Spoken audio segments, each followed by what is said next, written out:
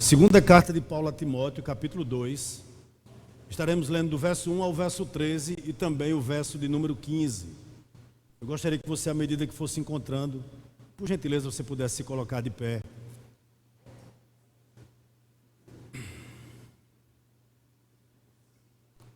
Amém? Podemos ler? O texto sagrado, ele nos diz assim: Tu, porém, meu filho, fortifica-te na graça que há em Cristo Jesus. O que ouviste de mim diante de muitas testemunhas, transmite a homens fiéis e aptos para também ensinarem a outros. Sofre comigo como bom soldado de Cristo Jesus. Nenhum soldado em serviço se envolve com assuntos da vida civil, pois deseja agradar aqueles que o alistou para a guerra. E se um atleta competir nos jogos públicos, não será coroado se não cumprir o regulamento.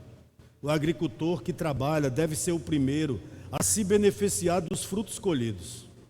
Medita no que estou te dizendo, pois o Senhor te fará entender tudo. Lembra-te de Jesus Cristo ressurreto dentre os mortos, descendente de Davi, de acordo com o meu evangelho, pelo qual sofro a ponto de ser preso como criminoso. Mas a palavra de Deus não está presa. Por isso, suporto todas as coisas por amor dos eleitos, para que também eles alcancem a salvação que há em Cristo Jesus com glória eterna. Esta palavra é digna de crédito. Se já morremos com Ele, também com Ele viveremos. Se perseveramos com Ele, também reinaremos. Se o negarmos, Ele também nos negará. Se somos infiéis, Ele permanece fiel, pois não pode negar a si mesmo. Verso 15. Procura apresentar-te aprovado diante de Deus, como obreiro que não tem de que se envergonhar, que maneja bem a palavra da verdade. Vamos orar? Pai, nós te louvamos, obrigado por mais essa oportunidade de podermos compartilhar a tua verdade com o teu povo reunido e também pelas pessoas que porventura nos acompanham de forma remota. A minha oração nessa manhã é que mais uma vez tu fale ao nosso coração como tu sempre tem feito aqui nesse lugar. Usa da tua infinita graça e misericórdia, ó Deus, e apesar de mim, a despeito de mim, tu possa falar ao teu povo, em nome do teu Filho amado Jesus Cristo. Nós te pedimos isso. Amém. Os irmãos podem sentar. Meus amados irmãos, quando qualquer pessoa toma esse lugar, e a igreja está um pouco mais cheia do que se encontra hoje pela manhã, interessante que o pregador que aqui está, quando ele contempla o auditório, ele consegue ver algumas coisas. Por exemplo, ele consegue ver membros, pessoas que não fazem parte da sua igreja, mas que estão na reunião, o que muito alegra um pregador. Ele consegue também ver curiosos, pessoas que vieram por pura curiosidade. Mas ele também consegue ver outros que vieram através de um convite de um amigo, preocupado com a salvação dessa pessoa. Ele também, quando contempla um auditório como esse, ele vê pessoas tomadas de tristeza, pessoas que a família está em frangalhos, pessoas que o casamento está por um fio para ser desfeito. Tudo isso é contemplado. Eu não estou dizendo que ele tem a capacidade de forma como Deus de ver isso em todos, mas ele contempla pessoas assim, inevitavelmente. Contempla também pessoas empolgadas com a mensagem, pessoas que estão ouvindo o Evangelho como se fosse uma grande novidade, algo que tem descoberto, e por essa razão essas pessoas estão empolgadas demais. O pregador também contempla essas coisas. Enfim, a congregação, com certeza, ela transpira as suas necessidades. Por que eu estou dizendo isso? Porque certamente Jesus também enfrentou essa situação. Jesus também teve essa percepção. Jesus também viveu essa mesma situação que um pregador daqui de cima percebe ou sente. As multidões que o rodeavam, que o ladeavam, elas tinham também as suas necessidades. Ela tinha também suas agonias, por assim dizer. Não precisa abrir. Há um texto na palavra do Senhor, lá em João capítulo 19, 30, que a Bíblia diz o seguinte, palavras de Jesus: está consumado. Está consumado. O que Jesus estava dizendo nessa frase, está consumado, com certeza era o ato glorioso que ele havia realizado de redenção, de perdão dos nossos pecados. Mas o que me chama a atenção muito também no Evangelho de João é quando no capítulo 17, verso 4, na oração sacerdotal, Jesus diz o seguinte: eu te glorifiquei na terra, completando a obra da qual me encarregaste. Eu tenho certeza absoluta que Jesus, em toda a sua vida, em todas as suas obras, em todas as suas palavras, certamente ele glorificou o Pai, eu não tenho dúvida disso. Mas o que Jesus estava querendo dizer também com isso, com essa expressão, completando a obra a qual me encarregaste. Que obra é essa também? Ou que obra foi essa também? Lembra? Jesus pregou para milhares que tinham várias necessidades, mas com certeza absoluta, ele treinou de forma mais particular 12. Ele gastou mais tempo com os 12 discípulos. Isso não resta dúvida. Ele entregou-se de forma especial a esses homens. Com certeza absoluta eu posso dizer isso. Então, quando ele diz: eu te glorifiquei na terra, completando a obra da qual me encarregaste, Jesus estava querendo dizer também que a missão que foi dada a Deus, a ele, era de fazer discípulos.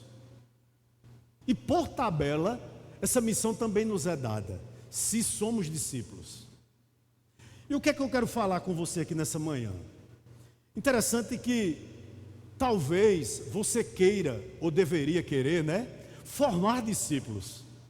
E me veio uma pergunta à mente, quando você quer formar uma pessoa, não simplesmente que admire Jesus, mas que o siga. O que você teria que fazer? Em primeiro lugar, eu creio que você deveria selecionar.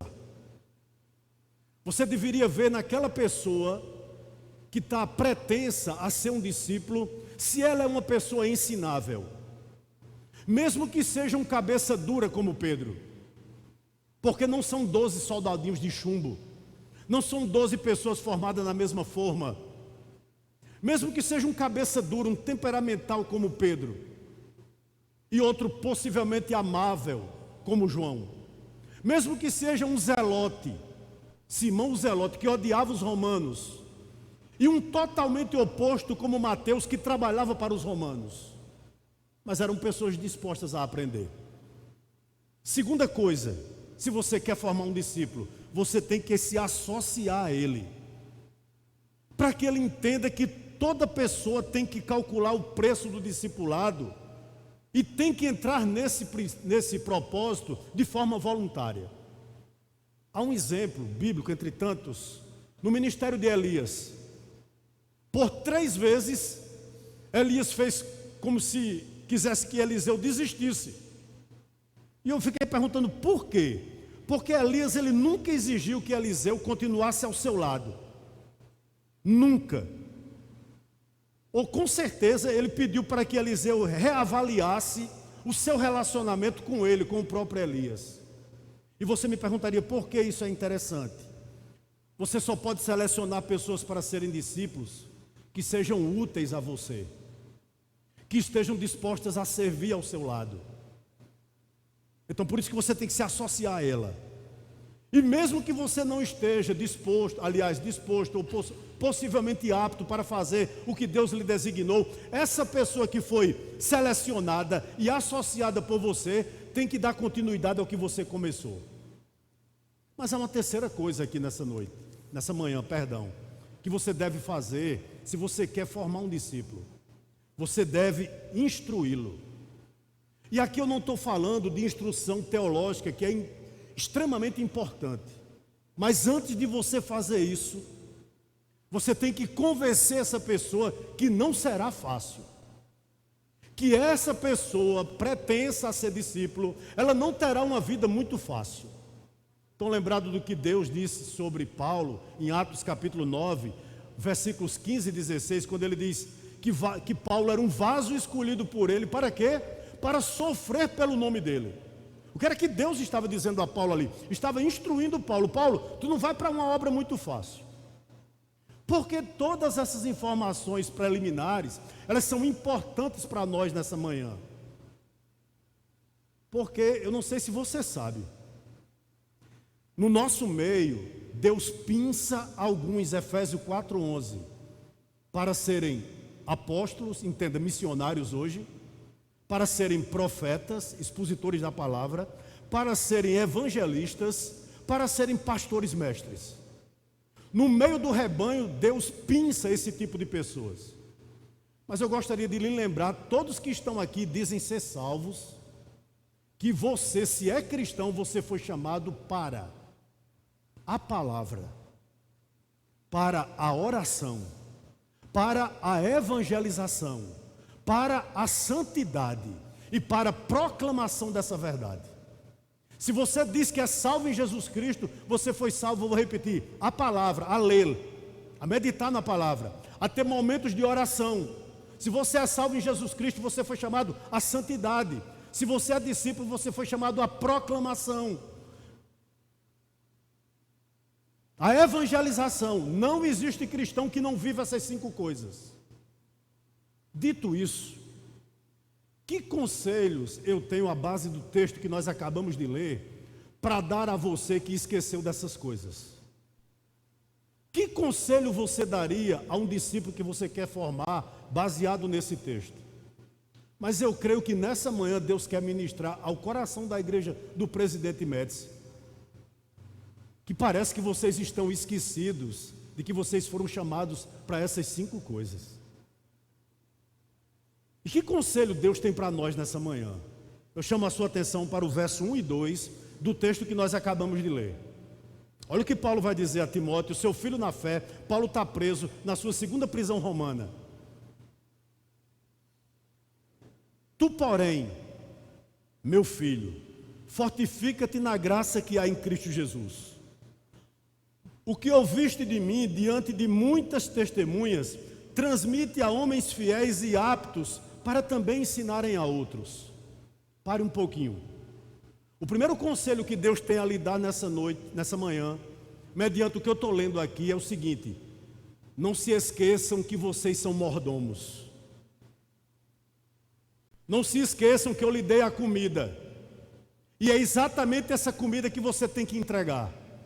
Você não precisa criar nada mais. O mordomo, ele pega o que está na despensa, o que o seu patrão comprou, e oferece exatamente o que só tem na despensa. Não precisa acrescentar absolutamente nada.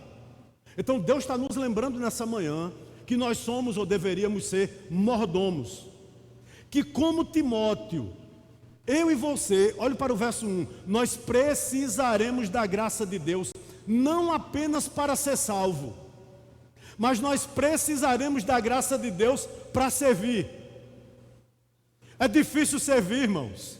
É mais fácil ser visto, mas servir é muito difícil. E Paulo está lembrando isso àquele discípulo jovem. Tais quais como hoje, os tempos de Timóteo eram tempos difíceis. Você basta ler o capítulo 3, verso 1. Era um tempo de apostasia, de perseguição, de falsos mestres, de abandono da fé. Ou seja, o cenário também era negro, o cenário também era difícil. E é interessante que Paulo exorta que Timóteo se fortifique não nele mesmo. Eu gostaria de lhe lembrar, Timóteo era um jovem, tímido, fraco, doente. Então, se Paulo estivesse pedindo para Timóteo se fortificar nele próprio, era a mesma coisa que Paulo está pedindo para um cavalo voar. Mas o que Paulo pede e exorta a Timóteo, lembra a Timóteo, é que ele é vaso de barro, como eu e como você. Todos nós que estamos aqui, irmão, nós somos vasos de barro. Mas o que nós esquecemos muitas vezes, que o poder de Deus é derramado sobre esse vaso. E esse poder chama-se o Espírito Santo e nós o temos. Isso é valiosíssimo demais. João 15:5 eu lhe lembro, quando Jesus diz: sem mim nada podeis fazer, mas com Ele tudo é possível. Então veja que maravilhoso isso, você saber que na obra do discipulado, naquilo que Deus te chamou para fazer, você depende inteiramente do Espírito Santo. Por quê? Porque só o Espírito Santo pode ressuscitar os mortos em delitos e pecados. Veja que coisa maravilhosa. Portanto, devemos buscá-lo em oração. E Paulo diz: ei, fortifica-te na graça, Timóteo. E esse é o primeiro conselho que Deus tem para mim e para você. Fortifique-se na graça, não apenas para ser salvo, mas para servir também. Meu irmão, a eloquência, ela pode ser aprendida e deve ser aprendida. A oratória pode até ser ensinada e deve ser ensinada. Livros de homilética ajudam a gente a preparar sermões. Mas o que me chama a atenção, só o Espírito Santo pode lhe dar uma voz. Você pode pregar o sermão mais belo do mundo, se o Espírito Santo não fizer a obra de aplicar no coração do pecador, você só falará as mentes, você jamais falará o coração. Deixa eu lhe fazer uma pergunta: não há pregação que é diferente? Tem pregação que você diz tem algo diferente. Tem louvor que você diz tem algo diferente. Parece que em determinados louvores, em um determinado momento de louvor, Deus derrama uma graça especial. E não é porque talvez o músico, o pregador ou demais, não. É porque ele, antes de vir para um lugar como esse, ele pediu a Deus: Senhor, me usa pela tua graça. Apesar de mim, a despeito de mim, Senhor, que sou vaso de barro, me enche da tua autoridade, me enche do teu poder, me dá ousadia. Deus dá aquela voz, irmãos. Isso é maravilhoso demais. Mas olhe para o verso 2. O que ouvistes de mim? Pare um pouquinho aqui. Igreja do Presidente Médici. Quantos sermões nós temos ouvido? Se você quiser fazer um exercício comigo, no final do culto, você me pergunta o que o pastor Eude pregou na última terça-feira que ele teve aqui, que eu lhe digo. Daquela pregação que me impactou, o que o pastor Jamerson pregou na última terça-feira aqui, que eu lhe digo, o que me impactou. O que o pastor Jorge pregou no último salmo que ele pregou aqui, eu lhe digo o que me impactou. O que Paulo está dizendo a Timóteo aqui é: não basta ouvir sermões. Claro que isso é fundamental. É tão fundamental que era exposto a muitas testemunhas. O evangelho não é para um grupo seleto de pessoas, para um grupo fechado de pessoas, não. Tanto que Paulo pregava para muitas testemunhas, e aquele discípulo dele, Timóteo, estava ouvindo. O que Paulo está dizendo a Timóteo é o seguinte: Timóteo, tu escutasse tanto, que tu se tornasse indesculpável diante de Deus. Sabe o que Deus está dizendo à igreja do Presidente Médici? Vocês estão bem alimentados demais, vocês estão robustos demais, vocês estão engordando demais. Portanto, receber a fé é um privilégio, mas transmiti-la é sua responsabilidade. Você é mordomo, se lembre disso. Olha o verso 2 de novo, por gentileza. O que ouviste de mim diante de muitas testemunhas, transmite a homens o quê? Fiéis e aptos também para ensinarem outros. O que é que eu aprendo aqui? Há pessoas no nosso meio que não são aptos para pregar o evangelho, porque pregam outras doutrinas, porque possuem motivações erradas. O que me chama muito a atenção nesse texto aqui foi ele exortar esse homem que ele não transmitisse isso a qualquer pessoa, mas que Timóteo, quando fosse passar o bastão, ele olhasse a fé daquela pessoa, ou seja, a fidelidade à palavra. Mas não apenas isso, a capacidade daquela pessoa de ensinar. Meu irmão, deixa eu dizer algo aqui para você. Não basta apenas você vir aos cultos. Você precisa transmitir. Você precisa passar o que você está recebendo. Você precisa compartilhar com outras pessoas. Lembre-se que você é mordomo. O que você recebeu, o que você tem recebido. Veja bem, o que eu acho interessante. Irmãos, eu não creio que Timóteo tinha laptop. Eu não creio que Timóteo pudesse ouvir as pregações de Paulo a hora que ele quisesse, como nós temos. Paulo estava pregando e Timóteo guardava aquilo no coração. Talvez fizesse alguma anotação, não sei. Mas era muita informação e mesmo assim Paulo diz a Timóteo: tu és capaz de transmitir o que tu estás ouvindo. Quantas ferramentas nós temos, irmãos? E ao contrário de Timóteo, talvez, nós temos nos calado. Olha, Josué foi a resposta de Deus à oração de Moisés para dar continuidade à obra que Deus tinha colocado nas mãos de Moisés. Interessante, quem era Josué? Josué foi um dos 12 espias que entraram lá na terra de Canaã, que tomaram da água, que comeram do fruto, que respiraram o ar daquela terra, e voltou e disse a Moisés: a terra é nossa. Em outras palavras, eu vou dar continuidade se eu estiver na frente. Eu sou um discípulo, eu estou disposto a ir adiante, eu estou disposto a transmitir a fé, eu estou disposto a ensinar com fidelidade a palavra de Deus. Irmãos, isso é primordial. Por quê? Porque homens infiéis e não idôneos estão desqualificados para esse serviço.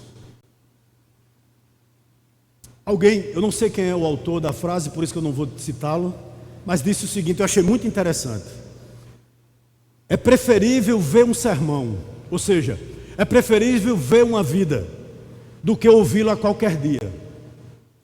Prefiro alguém que caminhe comigo e não quem simplesmente me indique a via. Alguém já disse que o exemplo não é uma forma de ensinar, mas que o exemplo é a melhor forma de ensinar. Você é mordomo? Verso 3 e 4. Então o primeiro conselho que Deus está dando à igreja do Médici nessa manhã: torne-se, se você não é, um mordomo. Segundo, verso 3 e verso 4. Sofre comigo como bom soldado de Cristo Jesus. Nenhum soldado em serviço se envolve com assuntos da vida civil, pois deseja agradar aquele que o alistou para a guerra.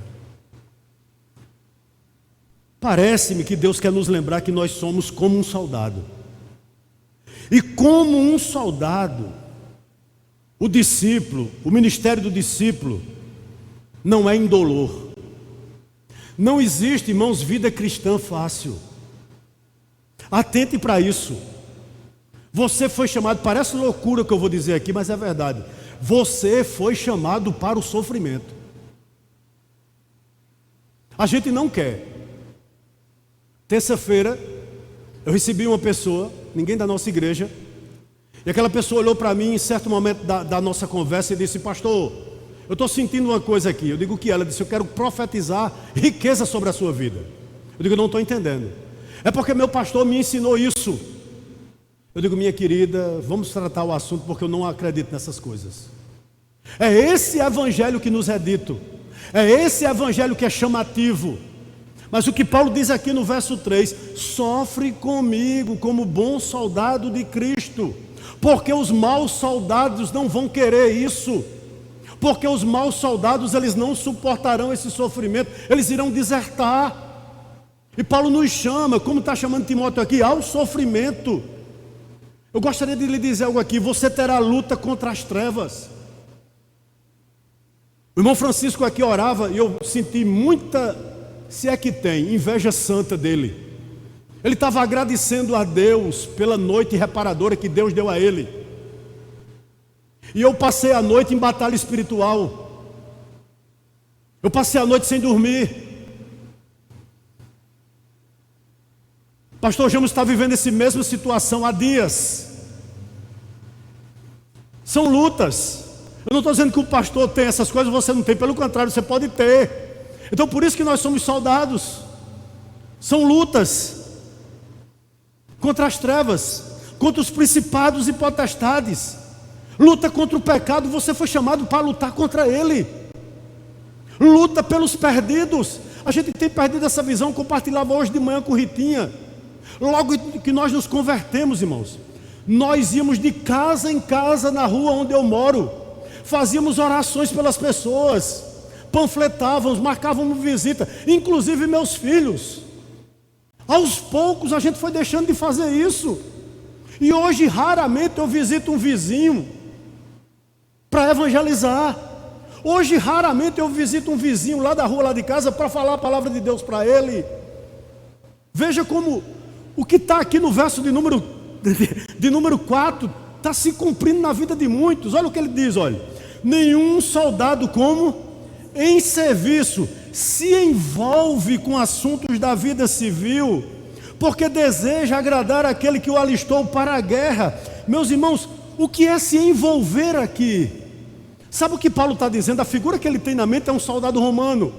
Ele está dizendo que um soldado romano, ele não pode ter a espada envolvida na sua armadura, presa à sua armadura, envolto da sua armadura. Como ele vai defender? Como ele vai se defender e como ele vai defender os outros?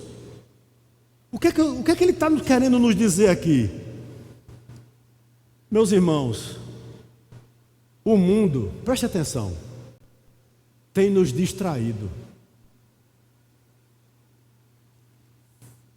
Eu vou repetir. O mundo tem distraído muita gente, muito cristão. A nossa espada, o nosso chamado, está envolto com outras coisas. Está se enrolando com outras coisas. E nós estamos perdendo a percepção de que nós somos soldados e somos mordomos.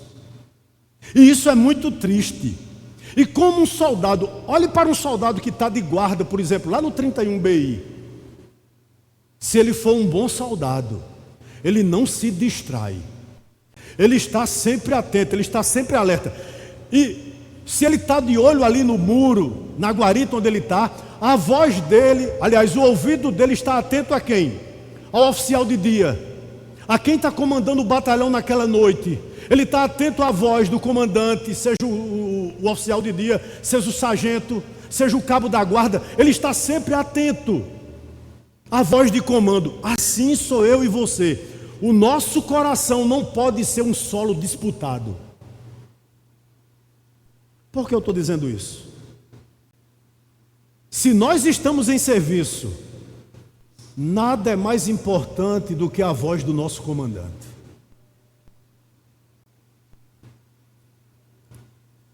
A minha pergunta para a igreja do presidente Médici é essa: você tem tempo para ele? Para seu comandante? Você tem ouvido a voz dele? E mais, a prioridade na sua vida é a voz dele? O que me chama a atenção aqui, que há um perigo. Que perigo como soldado nós corremos? É de não termos mais tempo para Deus. Que perigo nós corremos? É não termos uma ordem de prioridade correta. Porque muitas coisas tentam tirar do nosso coração, dos nossos ouvidos, a voz daquele que nos chamou. Meus irmãos, hoje o mundo grita mais alto do que o nosso general. Com certeza. As alegrias do mundo tornaram-se mais fascinantes do que as promessas de Deus. Eu gostaria de lembrar a igreja do Médici: você não vai conseguir servir a dois senhores. Ou você vai agradar a um, ou você vai agradar a outro. Com certeza. Hoje nós percebemos, irmãos, muita gente pregando saúde, prosperidade, sucesso. Esse evangelho é facilmente absolvido.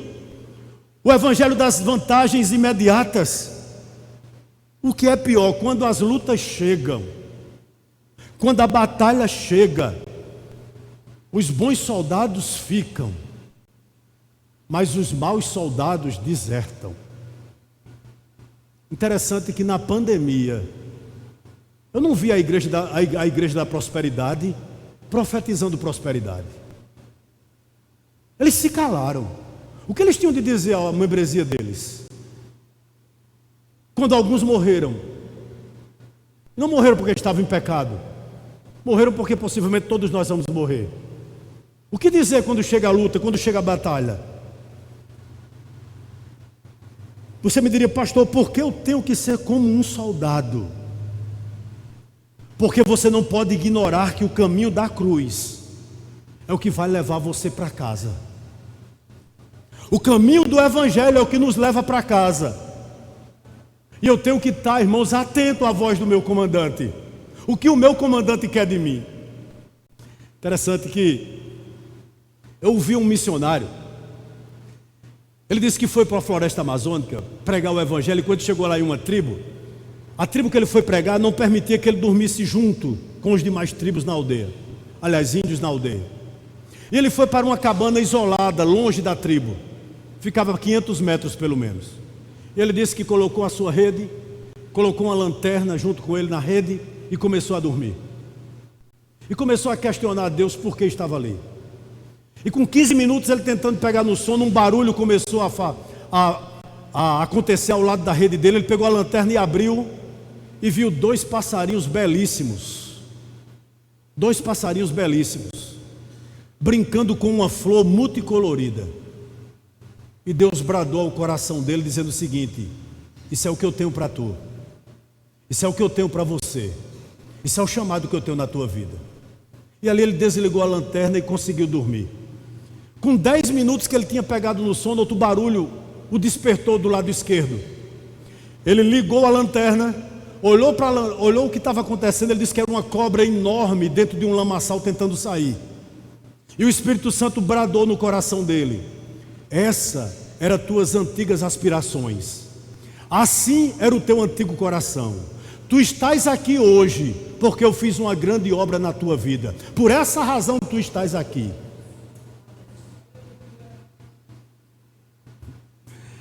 Meus queridos irmãos, todo soldado envolto no fronte da batalha, ele não consegue ver a totalidade da guerra.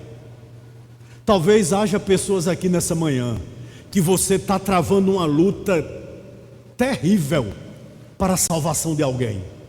Talvez haja pessoas aqui no nosso meio que a sua luta tenha sido uma luta agônica e você não tem entendido o tamanho dessa batalha. Eu quero dizer a você, você não tem condição de ver o tamanho da sua batalha, mas quem lhe alistou, quem lhe chamou, tem o controle de toda a batalha. Simplesmente confie nele.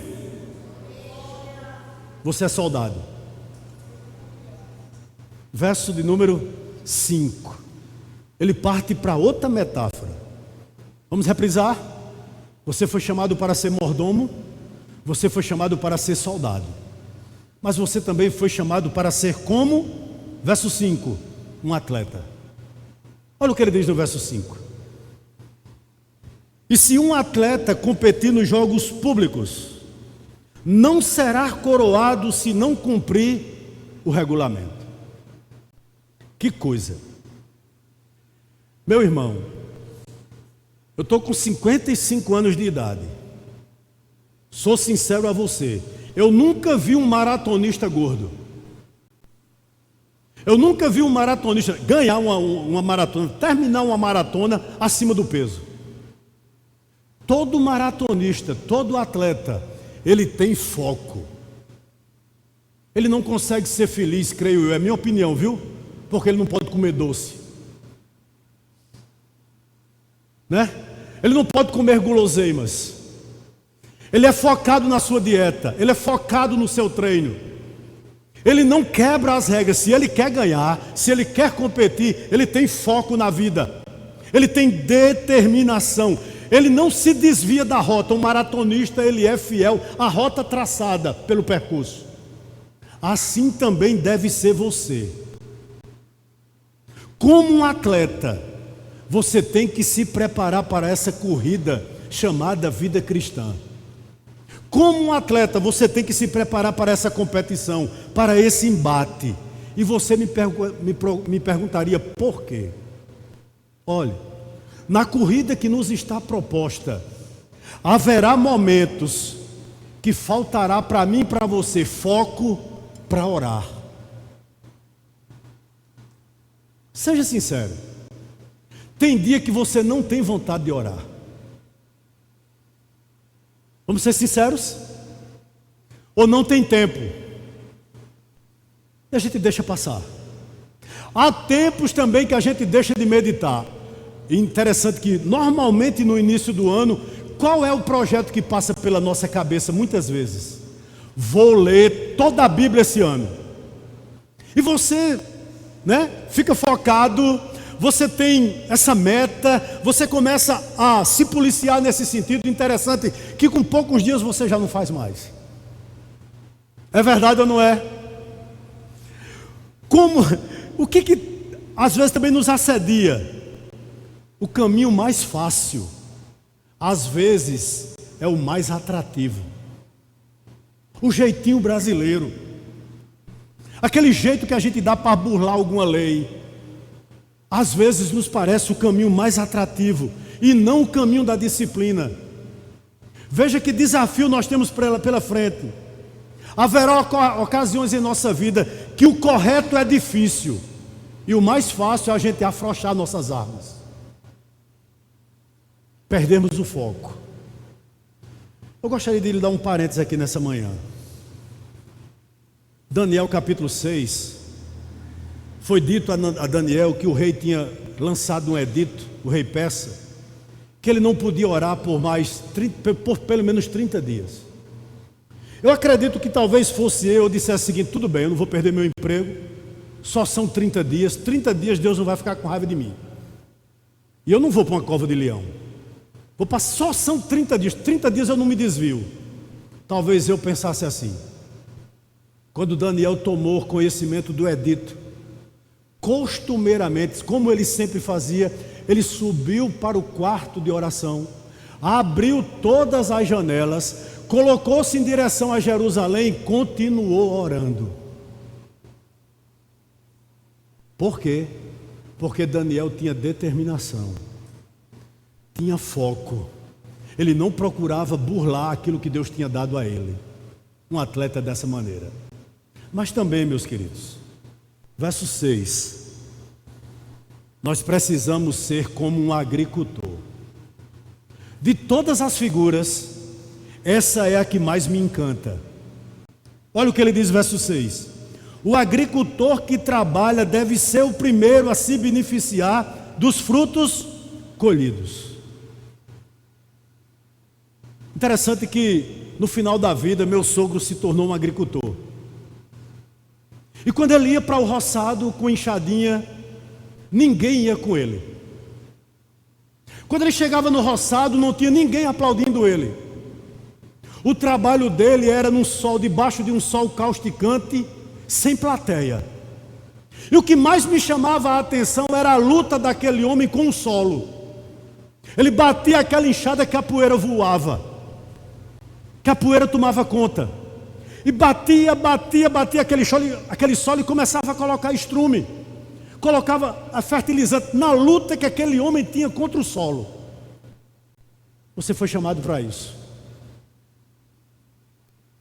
Para aquele coração duro que você deixou lá na sua casa, para aquele coração duro, não fertilizado que está lá na empresa, para aquele coração duro que estuda com você, que trabalha ao seu lado, que distorce o que você fala. É contra esse coração que você tem que lutar. Ou melhor, é a esse coração que você tem que cultivar. É um trabalho árduo. Ao contrário do atleta que está debaixo dos holofotes na maratona, o lavrador não tem plateia. O agricultor não tem quem o aplauda, mas mesmo assim ele continua o seu trabalho. E ele acorda cedo para lutar contra a pobreza do solo. Mas não só isso, ele luta também contra as ervas daninhas. Como um bom nordestino que somos, ele tem que ir para o roçado limpar o mato. Seus filhos vão aprender na escola, na universidade, o que a nossa sociedade coloca de goela abaixo na vida dele. Uma sociedade pluralista, que já perdeu os valores. Está aí os professores aqui que não me deixam mentir. Cristãos são as ervas daninhas dos amigos que vão influenciar, que vão bombardear seus filhos, vão bombardear você, vão bombardear sua família. São as ervas daninhas. Veja que como um lavrador nós temos trabalho duro.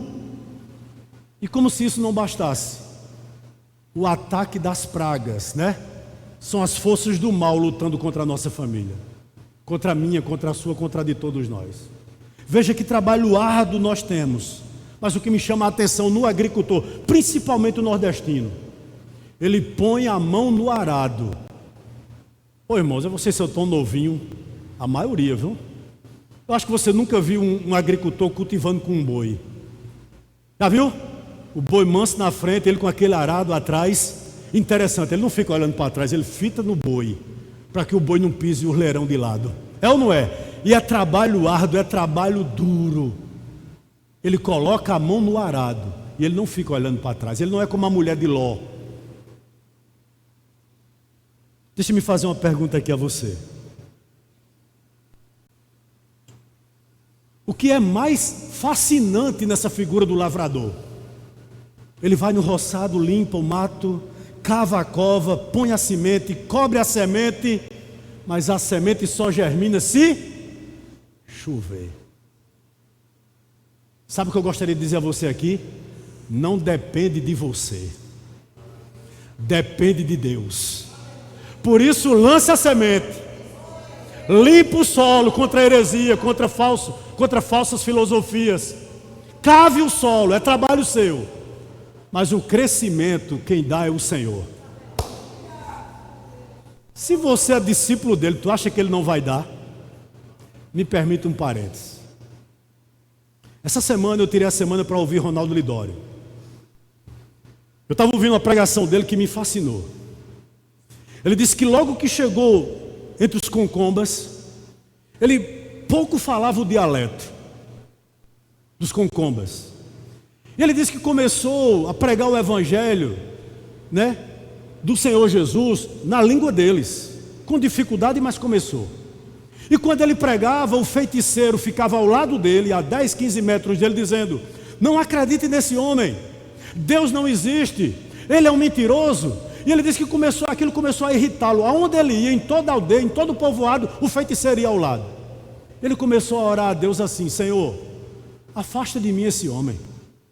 Tu não estás vendo, Senhor, que esse homem está me prejudicando? Esse homem está interrompendo a obra que tu tem aqui. Senhor, eu estou inquieto. E ele disse que em determinado dia, após pregar, e o homem ao lado dele dizendo: não acredite nele, isso é um falso profeta, Deus não existe. Ele disse que foi para casa e começou a tomar um banho. E na hora que ele terminou o banho, ele ouviu uma zoada. E aquela zoada chamou a atenção dele, ele saiu para fora, né? Saiu da tenda onde ele se encontrava, e ele viu que em uma árvore muito grande que tinha na aldeia, aquele feiticeiro estava pulando. Pulava ele, pulava os 11 filhos e pulava a mulher. E ele disse: meu Deus, esse homem está endemoniado, eu vou lá. E quando ele chegou lá, ele ouviu que na língua deles, o feiticeiro dizia: hoje eu me alegro, porque eu entendo que Jesus Cristo é o único Salvador. Jesus Cristo é o verdadeiro Salvador. O que é que Deus falou ao coração dele? Enquanto ele pedia para Deus afastar aquele feiticeiro dele, o feiticeiro foi o primeiro a ser evangelizado, foi o primeiro crente daquela aldeia. Não só ele, mas seus 11 filhos e sua mulher. Não depende de você. Mas o que é mais maravilhoso nessa história não termina aí. Esse novo convertido, o primeiro crente daquela aldeia, chegou para o pastor e disse: pastor, nós temos que fazer um culto público. E assim foi realizado o primeiro culto público entre os concombas. E ele disse que na plateia tinha 400 pessoas, vinda de todas as etnias. E ele começou a pregar o evangelho, e o feiticeiro convertido ao lado dele. Só que por trás dele tinha mais 7, que não era convertido. E enquanto Ronaldo Lidório pregava, os outros diziam: não acreditem nesse homem, esse homem é um falso profeta, não acreditem nele. E o Ronaldo Lidório disse que começou a dar uma tristeza nele, aquilo angustiando ele, e ele, quando terminou o sermão, ele disse: meu Deus, eu nunca preguei tão ruim. E o feiticeiro chegou, o convertido, ao lado dele e disse o seguinte: foi uma bênção, pastor. Me permita fazer o apelo. E ele disse: irmãos, alguém aqui foi tocado pelo Espírito Santo e gostaria de orar? 67 pessoas vieram à frente. Mas a história não termina aí.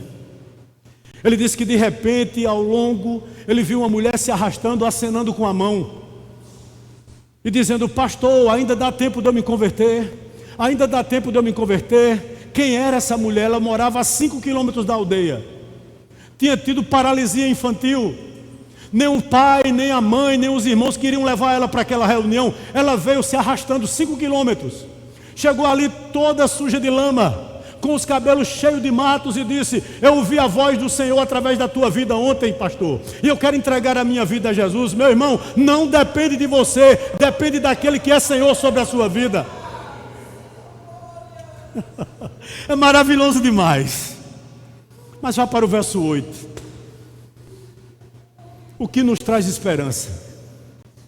Olha o verso 8. Ninguém pode viver só de luta, né, irmão? Tem que ter esperança. Olha o verso 8. Lembra-te de Jesus Cristo, ressurreto dentre os mortos, descendente de Davi, de acordo com o meu evangelho. O que é que ele está dizendo a Timóteo? E dizendo a mim e a você: quando os temores chegar, quando as dúvidas assolarem a nossa vida, quando a perseguição, a apostasia, enfim, quando os tempos difíceis chegarem até nós, o que fazer? Ele nos dá aqui um conselho: desvie os seus olhos das circunstâncias desanimadoras. E ele manda que Timóteo, e eu estou dizendo a você hoje, Deus manda a mim e a você a colocar a nossa mente em Cristo. Porque aquele que te arregimentou, aquele que te alistou, ele morreu, é verdade. Ele é descendente de Davi, ele é homem, mas ao mesmo tempo ele ressuscitou, ele é divino. Tanto ele é homem quanto ele é Deus. E aquele que quebrou a espinha dorsal da morte está com você. Não existe garantia melhor para nós de que nós não estamos sós. É isso que ele está dizendo aqui. Ele ressuscitou e ele está entre nós, irmãos.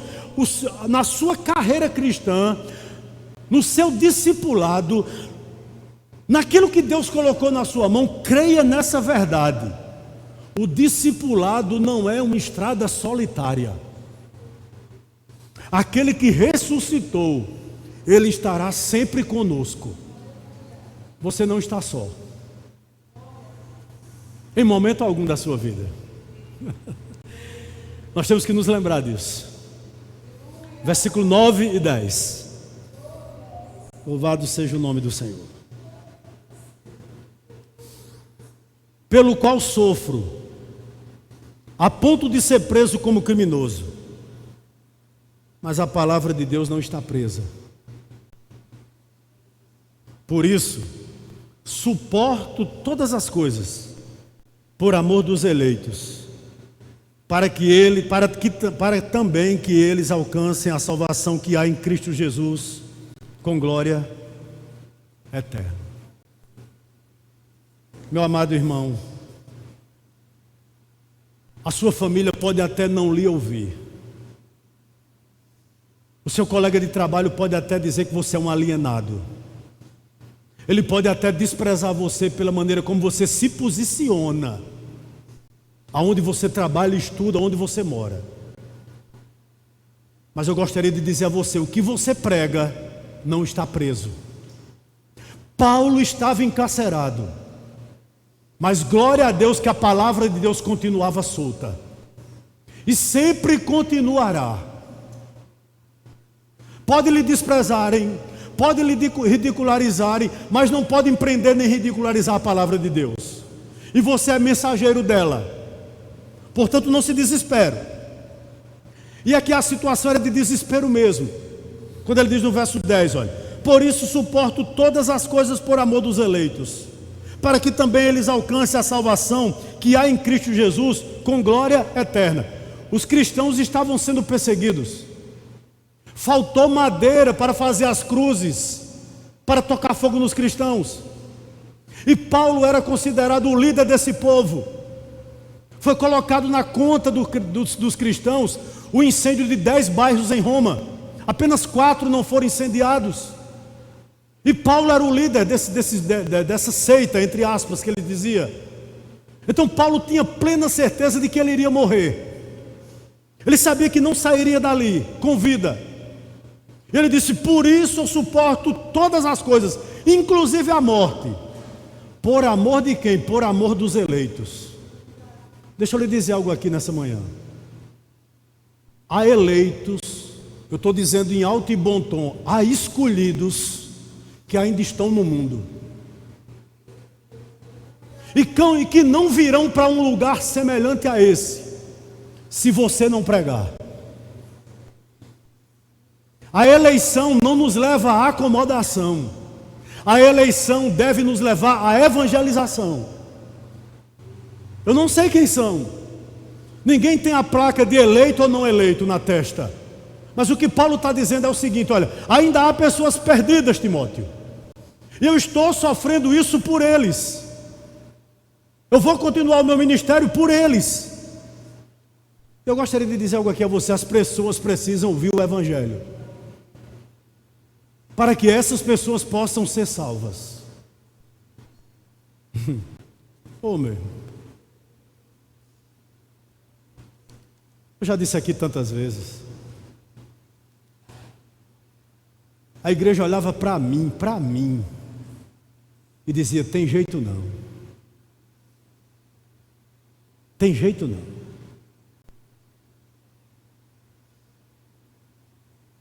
Aí Deus usa um incrédulo para mim, para falar para mim sobre arrebatamento, para eu comprar uma Bíblia. Num campo de pelada. Você sabe o que é o incrédulo? Chegar para você e dizer o seguinte: olha, eu não sou crente, e eu tenho convicção plena que se eu morrer hoje eu vou para o inferno. As palavras foram essas. E que um dia, Rony, esse céu vai se abrir e Jesus vai buscar a igreja dele, e eu e você vamos ficar. Aquilo me perturbou fora do comum.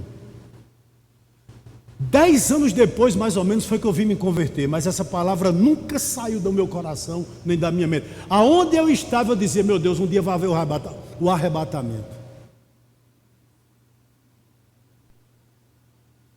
A palavra de Deus, ela não volta vazia. Estou já terminando, verso 11, 12 e 13. Olha o que ele diz a Timóteo ainda. Ah, Timóteo, tudo que eu te falei, esta palavra é digna de crédito.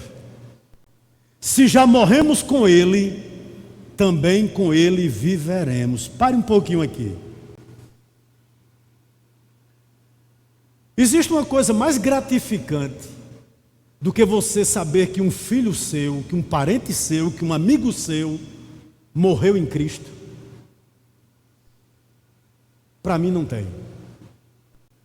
Porque você sabe, se ele morreu com ele, com Cristo, ele vai viver. Ele tomba na terra, mas ele ergue-se no céu. Há um presente maior para você dar a uma pessoa? Há algo mais divino para você dar a alguém? Há uma promessa melhor do que você dar isso a alguém? De que ele vai cair na terra um dia, mas ele vai se erguer no céu? Você já falou isso com seu parente? Você já disse isso a seus filhos textualmente? Você já disse isso a seu colega de trabalho? Pastor, ele não vai acreditar, o coração dele é duro demais. Você não sabe. Mas ele continua: olha, se perseveramos com ele, também reinaremos. Se o negarmos, ele também nos negará. Que coisa interessantíssima, irmão. Ele está nos lembrando nessa manhã aqui, através da palavra dele, não volte atrás. Você não tem mais o que buscar lá fora. O alerta é para todos nós que estão aqui, a partir de mim. Não desista, não negue a Cristo. Permaneça nele, embora esteja lutas, é verdade. E você me diria, por que, pastor? É primordial que eu permaneça em Cristo. Vá para o verso 13. Muita gente distorce esse verso. Olha o que o verso diz: se somos infiéis, ele permanece fiel, pois não pode negar a si mesmo. Eu já ouvi pessoas pregando nesse texto e dizendo isso aqui: no final Deus vai me perdoar, porque mesmo que eu seja infiel, ele permanece fiel. O texto não está dizendo isso. O texto está dizendo o seguinte: se você permanecer infiel, ele é fiel para lhe mandar para o inferno. Mas se você permanecer fiel, perseverar, você irá para o céu. Eu gostaria de lhe propor um exercício hoje à tarde. Leia a parábola do rico e Lázaro. Nenhuma parábola bíblica, para mim, revela mais acerca da eternidade do que a parábola de rico e Lázaro. Porque o rico, ele não foi para o inferno porque era rico. Ele foi para o inferno porque ele resolveu viver a vida dele toda sem levar Deus em consideração.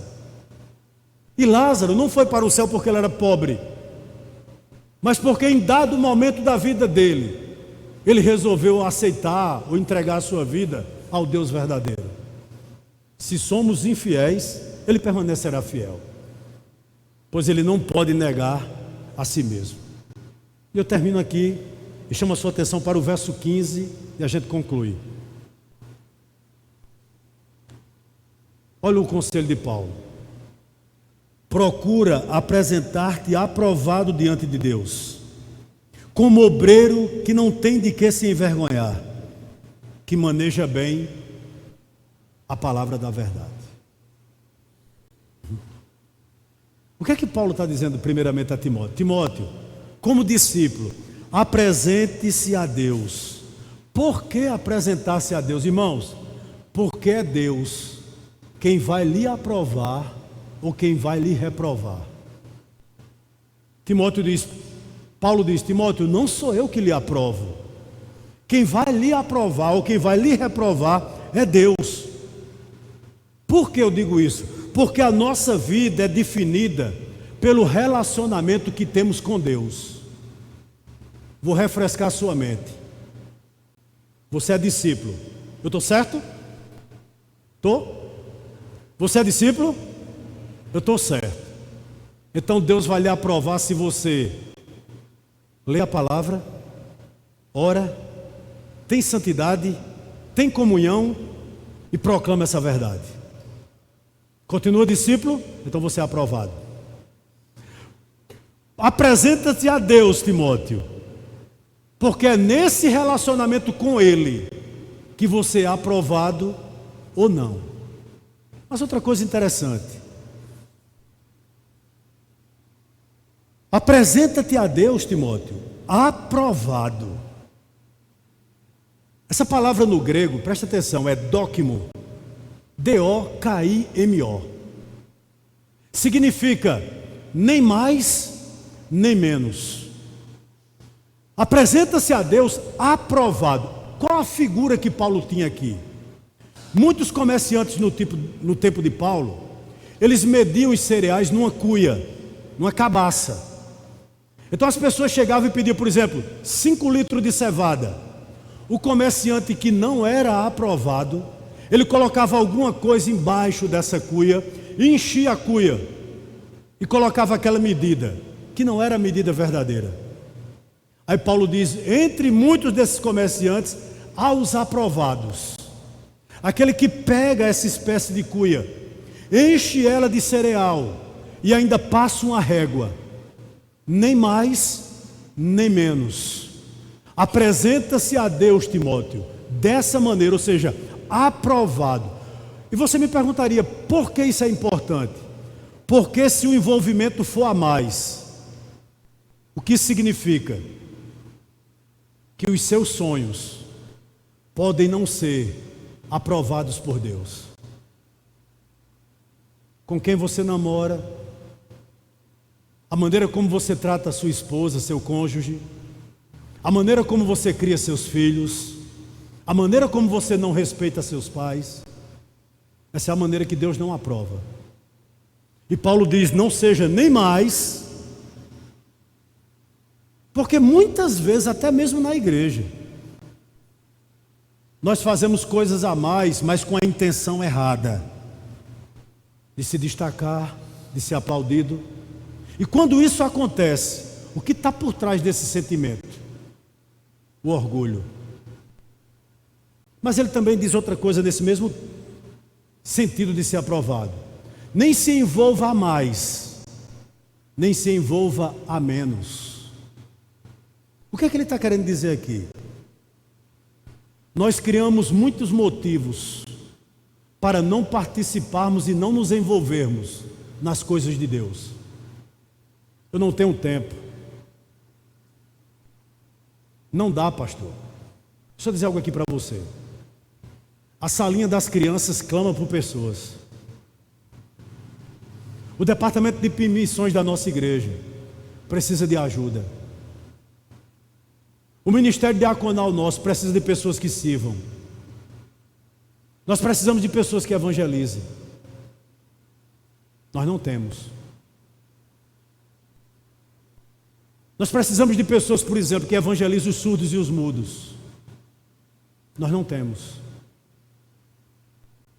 Nem mais, nem menos. Procura apresentar-te a Deus aprovado, como obreiro que não tem do que se envergonhar, que maneja bem a palavra de Deus. O que é manejar bem a palavra de Deus? Paulo aqui não está falando em pregar bem. Paulo aqui está falando em integridade. O que ele está dizendo a Timóteo é o seguinte: aplique a palavra primeiro na tua vida, depois aplique na dos outros. Não é pregar bem aqui, não é ter boa hermenêutica, não é ter excelente homilética. Aqui não é, meu irmão. O contexto é de integridade. É como se Paulo estivesse dizendo a Timóteo o seguinte: se você vive o que você prega, você não tem do que se envergonhar. Você é alguém que maneja bem a palavra de Deus.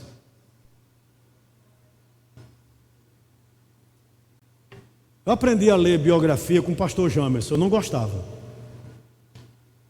E a primeira biografia que eu comprei, e a que mais me encantou, eu já falei aqui, é de um pastor inglês que viveu no século XIX, chamado George Miller. E ontem eu via sobre esse homem, eu chorei de 10 horas da manhã até 11 horas da manhã com essa história que eu vou contar a você. George Miller, ele viveu no século XIX. E ele pastoreou a igreja dele por 40 anos. Ele fundou vários orfanatos. 10.000 crianças, desde a infância até a adolescência, passaram pelos orfanatos que foram fundados por esse pastor. Ele tomou uma decisão juntamente com a esposa dele quando ele casou: jamais pedir dinheiro publicamente, porque ele acreditava que Deus era o Deus dos órfãos. O que me chamou a atenção aqui, você sabe desse milagre, eu vou contar só por contar, que em certa feita, em um dos orfanatos dele, existia 500 crianças internas, e faltou pão e leite para o café da manhã. A cozinheira, as pessoas que administram, quando foi à noite, bateu na porta do quartinho que ele dormia lá e dizia: pastor, nós não temos nada para oferecer amanhã aos internos. O senhor é um homem respeitável, pastor. O senhor tem crédito na padaria, o senhor tem crédito com o leiteiro, compre fiado. Ele disse: voltem para dormir, eu vou fazer o que eu posso fazer. Eu vou orar. Sabe quanto tempo durou essa oração? 3 minutos. Ele fez uma oração de 3 minutos. Palavras dele, na biografia dele acerca dessa oração: Não é preciso orar muito longo tempo para Deus entender o que está acontecendo. E ele foi dormir. 4:30 da manhã, uma carroça conduzida por 2 cristãos, e o motor eram 6 cavalos. Possuía 4 rodas. Empancou em frente ao orfanato, carregada de pão e de leite. Quebrou a roda, os homens foram lá, consertaram aquela roda, subiram novamente, andaram 5 metros, quebrou a segunda. Um dos irmãos, parece que era pentecostal, disse: isso é coisa de Deus, vamos bater naquele orfanato e entregar o pão e o leite lá. Chegaram lá, bateram na porta 4:30 da manhã e disse: vocês estão precisando de pão e leite aqui? Porque nossa carroça empancou e não vai dar para sair, o leite vai estragar. Foi uma festa naquele orfanato. As cozinheiras pulavam, irmãos administradores batiam palma e voltaram, chegaram no quarto do pastor Jorge Miller, bateu, pastor, uma grande novidade. Ele abriu aquela porta, recebeu aquele povo espantado, disse: o que foi? Ela disse: Deus providenciou pão e leite para os meninos, pastor, aleluia. Ele olhou para aquelas cozinheiras e disse: isso não me surpreende. Foi dormir.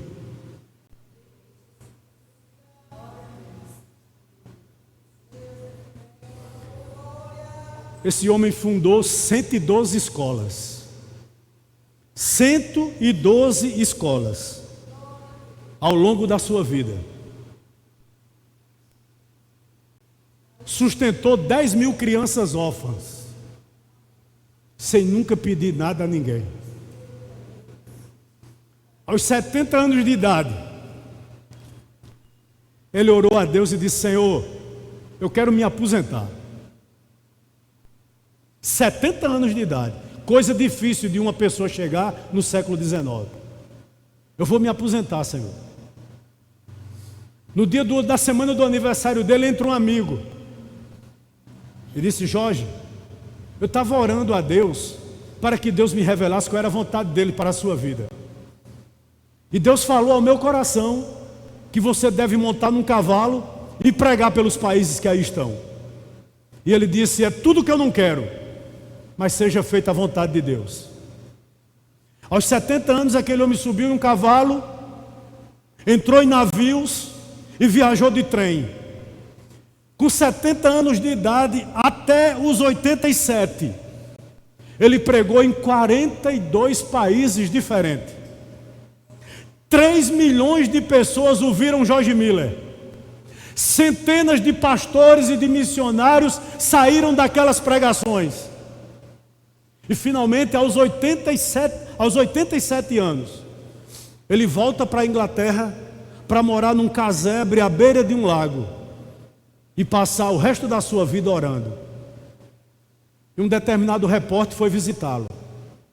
A biografia que eu tenho, o livro, o título é o seguinte: Jorge Miller, um homem a quem Deus deu milhões. E quando aquele repórter se depara com aquele homem já velho, mais de 90 anos, percebe que ele tem apenas alguns centavos no bolso e pergunta a ele: pastor, qual é o seu segredo? E ele disse: o meu segredo é que no dia que eu me converti, Jorge Miller morreu. Morreu para os seus sonhos, morreu para os seus gostos, morreu para as suas reivindicações e decidiu viver só para Deus. O que Deus não pode fazer através de você?